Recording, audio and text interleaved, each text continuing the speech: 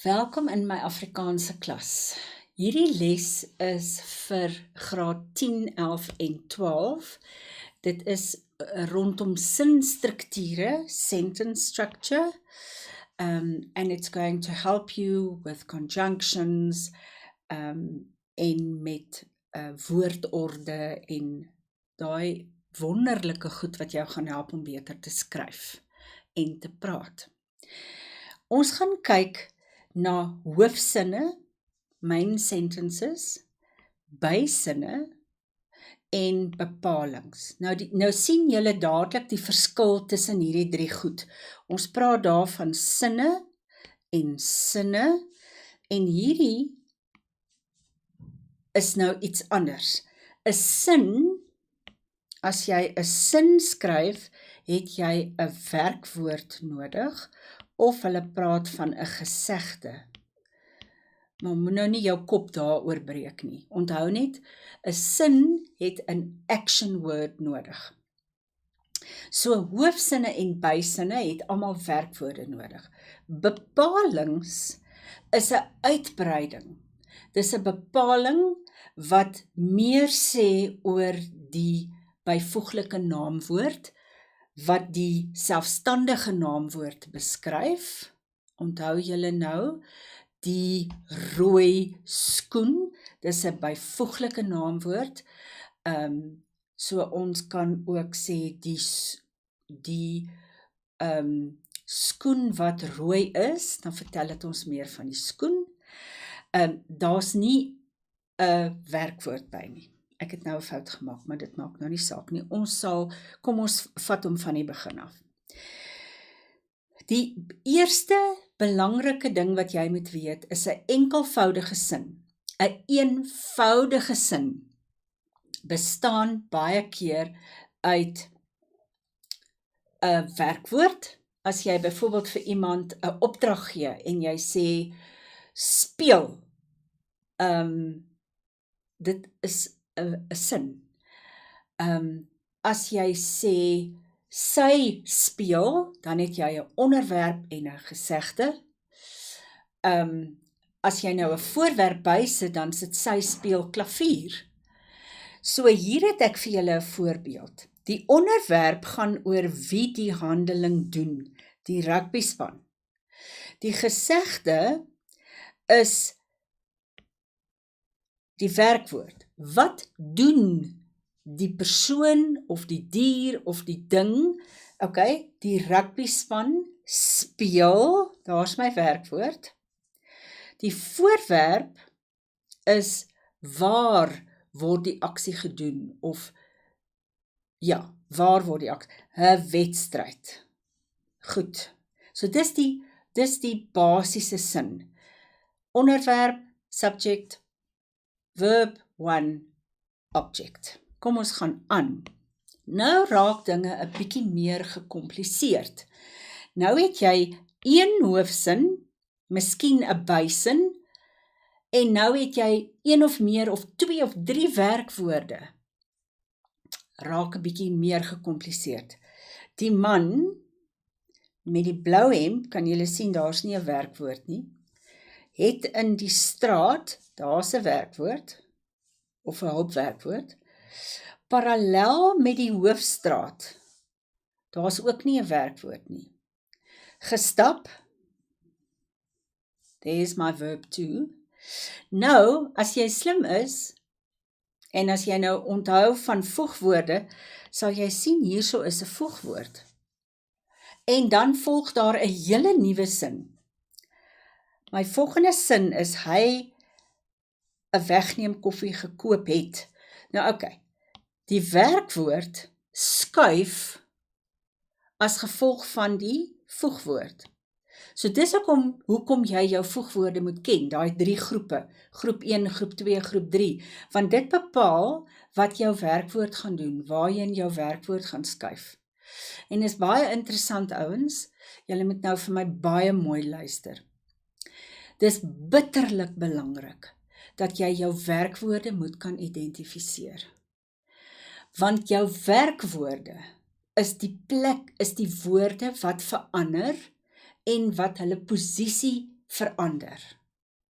As jy net dit kan onthou van vandag se les, dan sal ek baie bly wees. Die ander goed, don't mess with that. Jou werkwoord en die variasies daarvan is die goed wat gaan verander of plek skuif of dis daai, so jou gesegde is verskriklik belangrik. Nou kom ons by veelvoudige sinne. So it's now even more complicated and this is where the conjunctions come in. Ek het vir julle 'n eenvoudige voorbeeld hier met hierdie want. Jy moet onmiddellik vir my kan sê group 1, né? Maar want en of en wat gebeur? Daai voegwoord het geen invloed op wat gebeur met die sinne nie. Die twee sinne wat jy bymekaar sit met maar, want en, bly presies dieselfde.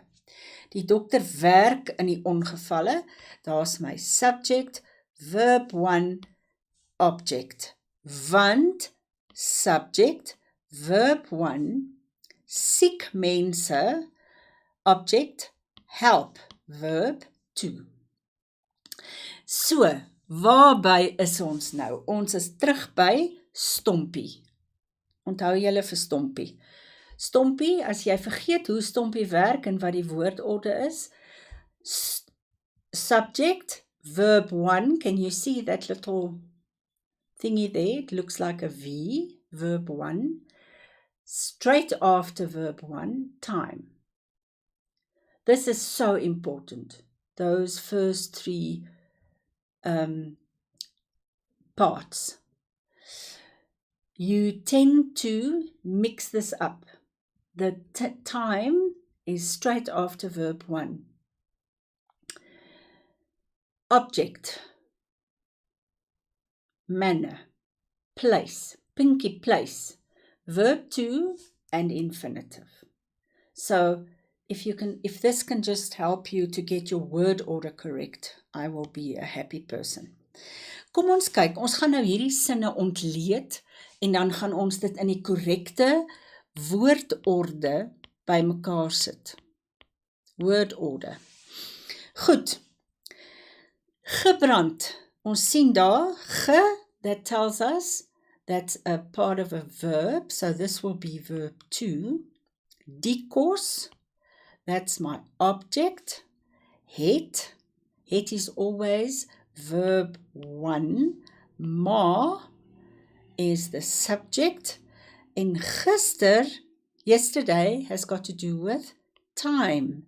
So now we're going to rewrite this with the correct word order. So where are we going to start? We always start with the subject. Following the subject is my verb 1, and in this case it is het. Ma het. After the verb 1, what follows? Time. So gister. Then I need to write down my object. Die kos. And then I need to finish the sentence with verb 2, gebrand. Good. What can be easier than that? Kom ons kyk gou na die volgende sin. Sny. Okay, kom ons kyk net gou hier na die werkwoorde. Ons weet moet is 'n hulpwerkwoord, né? So that would be my verb 1. Sny is my verb 2. Elke Saterdag, every Saturday, that's got to do with time. Die gras, that is my object. And papa is going to be the subject. En kort is the manner. Right, so let's rewrite the sentence. What do we start with? We start with the subject, né? Ag jene. Papa. We know straight after the subject, I need to write in my verb 1. Ai julle.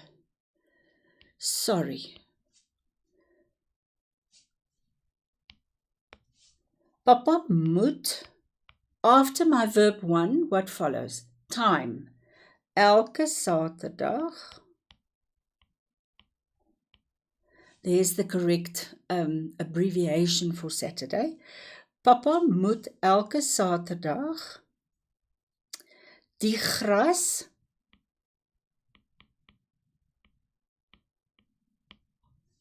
kort manner,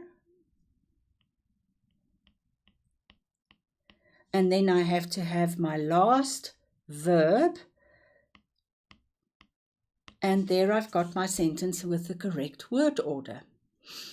Right, let's do the last one. Nina, that's my subject. Studeer is my verb 1. Afrikaans is my object. In die studiesaal, that is place, en vandag is time. Right, so let's start.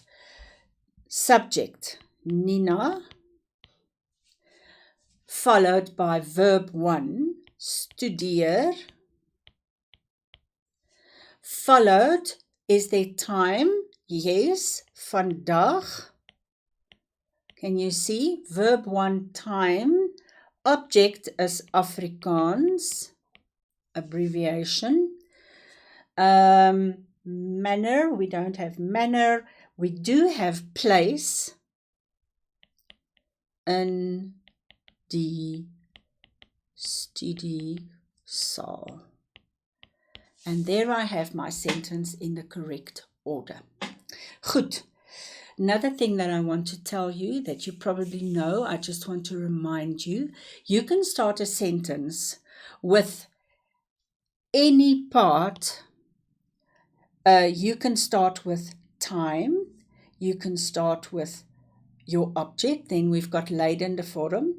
We can start with manner or place, or we can start with the infinitive. Any of those can stand first in your sentence. Don't get thrown by that. Whatever you start your sentence with, the golden rule is straight after, whether it's place or manner or infinitive or time, must follow your verb 1. So if you can remember that, it will help you.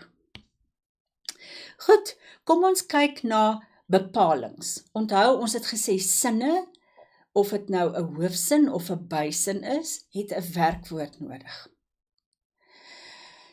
Bepalings gee meer besonderhede, more information, more detail or information, sonder, without the use of 'n werkwoord of 'n gesegde.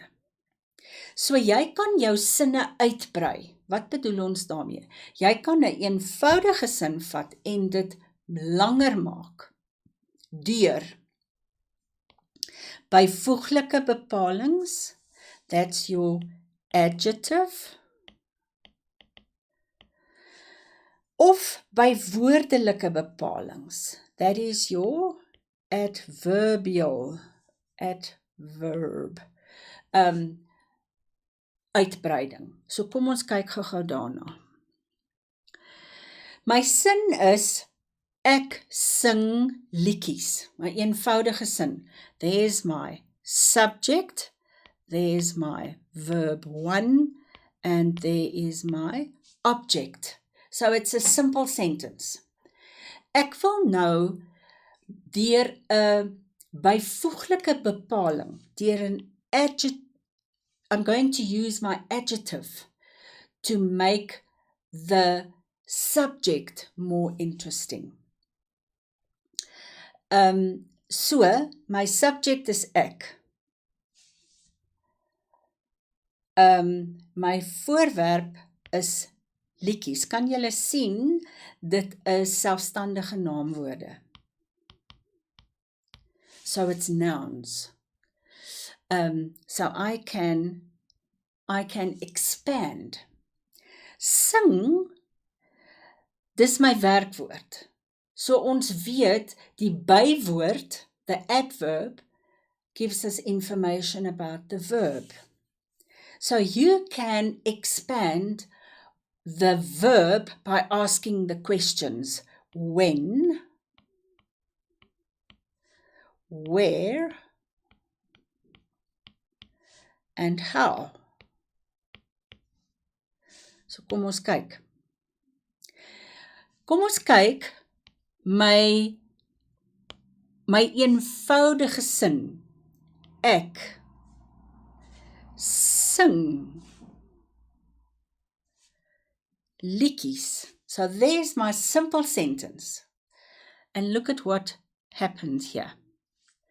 Ek het nou my subject, het ek bietjie uitgebrei as 'n klein dogtertjie. Is there a verb in that modifier? No, it's just more information.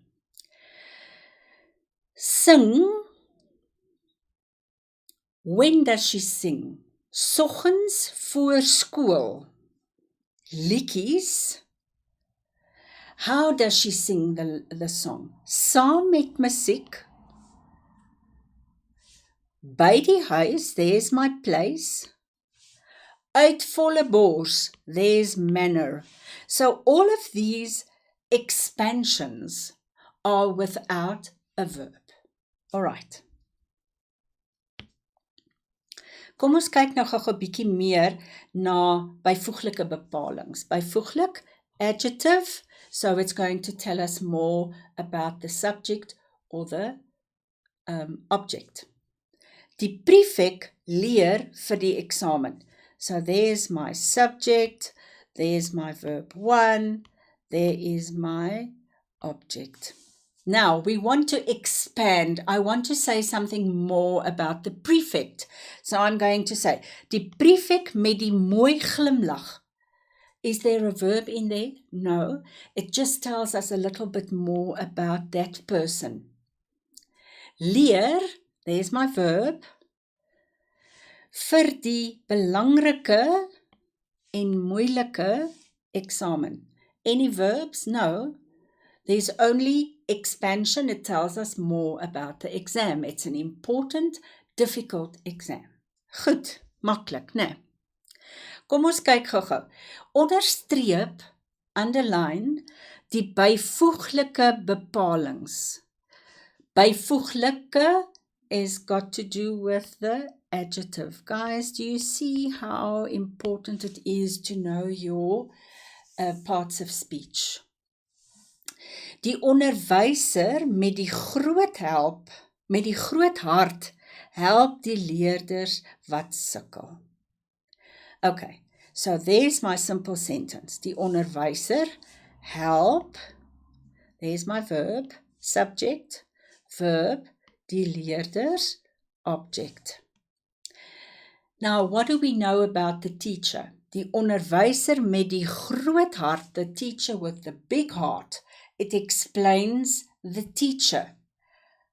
Help, die leerders, and again, wat sukkel. It tells us more about the learners that are battling. Goed. Volgende een. Die model, daar's ons eenvoudige sin, stap op die verhoog. Okay, so we know now the succesvolle model. And then it tells us more about the model met die blonde hare. Can you see there's no verb in there? Stop, there's my verb. Op die verhoog, that's got to do with place, and it tells us more about where she's walking. All right. Goed. Kom ons kyk gou-gou. Nou moet ons die sinne uitbrei. Ons moet die sinne langer maak. Met 'n byvoeglike bepaling. Byvoeglik, adjective. Goed. Die seun. kom ons sê, wat kan ons sê van hom? Die seun met die blou oë. Ag, wat maak ek? Heerlikheid. My kop raas 'n bietjie met die blou oë. Lag lekker. Die seun met die blou trui, lag lekker. Die seun met die toebroodjie in sy hand, lag lekker. Kan julle sien wat ons kan doen? Die aktrise met die rooi jas gaan die skool besoek. Die aktrise met 20 jaar ondervinding gaan die skool besoek. Kan julle sien, ons sit iets by wat nie 'n werkwoord het nie, en nogals 'n wenk, ouens, 'n wenk, gebruik die woord met om jou sin 'n bietjie langer te maak. Die meisie met die lang bene dans op die verhoog. Die winkel met die skoolboeke verkoop tweedehandse boeke. Kan julle sien die woord met, with, help ons baie om dit te kan doen. Goed, ons het nou met die byvoeglike bepalings gewerk, nou gaan ons met die bywoordelike bepalings werk. So nou het ons te doen met die werkwoord. Hoe kan ons die werkwoord uitbrei? En daar is 4 van hulle. Ons gebruik hierdie een nogals min vir tweede taal. Waarop ons fokus is tyd, wyse, plek. Time, manner and place. So hier is daar interessante verklapwoorde. So dis woorde wat vir jou aandui dat iets is besig om te gebeur of iets gaan gebeur. Tyd het te doen met wanneer, woorde soos gister, vandag, soggens, saans, verlede jaar, verlede week, verlede maand, volgende maand, môre, dit het alles te doen met tyd. Wyse het te doen met hoe gebeur dit? Gebeur dit vinnig, gebeur dit stadig, gebeur dit gereeld, gebeur dit aan mekaar, gebeur dit nou en dan, hoe? Die plek, waar gebeur dit? Dit het te doen met waar vind dit plaas. En dan die bywoordelike bepaling van graad sê vir ons die hoeveelheid of die magnitude daarvan. Kom ons kyk. Onderstreep die bywoordelike bepalings van tyd, wyse en plek. Die sangeres, daar's my subject, daar's my werkwoord, sing in die groot saal. What has that got to do? Time, manner or place? Of course it's place. Die skoolhoof sal die matrieks vanoggend vroeg toespreek. Die skoolhoof, subject, verb 1, die matrieks is my object, vanoggend vroeg, vanoggend, this morning, early, it's all got to do with time, toespreek, there's my verb 2. Right, do you see how it works? Die matrieks kom met 'n spoed by die eksamenlokaal aan. Subject, kom. Met 'n spoed, with speedily. So dit vertel ons hoe hulle aankom by die eksamenlokaal aan.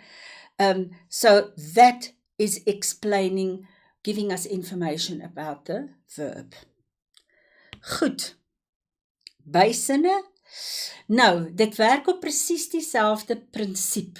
You're working with your byvoeglike woorde of jou bywoordelike woorde. Maar nou het jy 'n ekstra werkwoord nodig. So kom ons kyk. As jy 'n byvoeglike bysin, there's your sentence, so you need to know I've got to have an extra verb. Kom ons kyk. Die perd wat daar hardloop. Byvoeglike vertel ons meer van die selfstandige naamwoord, vertel ons meer van die perd, het hom afgegooi. Die perd wat daar hardloop, can you see there's my one verb, and then my next sentence, het verb 1, verb 2. Okay, so hierdie woorde, wat, waarop, waarmee, kan jou help om 'n byvoeglike bysin mee te vorm. Die perd waarop ek ry, tells me about the horse, het my afgegooi. Die perd, waarop ek ry het my afgegooi, the horse on which I was riding. Die perd waarmee ek ry, is die vinnigste. So as jy daai woorde kan onthou om jou te help om 'n byvoeglike bysin mee te vorm, dan gaan dit jou baie help. Kom ons kyk gou-gou, byvoeglike bysin. Die onderwyseres wat daar staan, is die vriendelikste mens. So here we are using the word wat. Die predikant wat daar stap, is my oom. The minister that's walking there is my uncle. Die motor wat daar staan, is myne. So can you see? Explaining more about the car, or the person, or the teacher. Goed.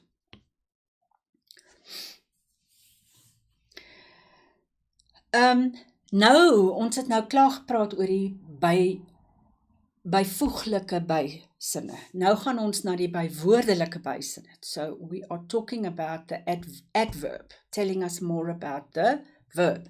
So it's a group of words with a verb.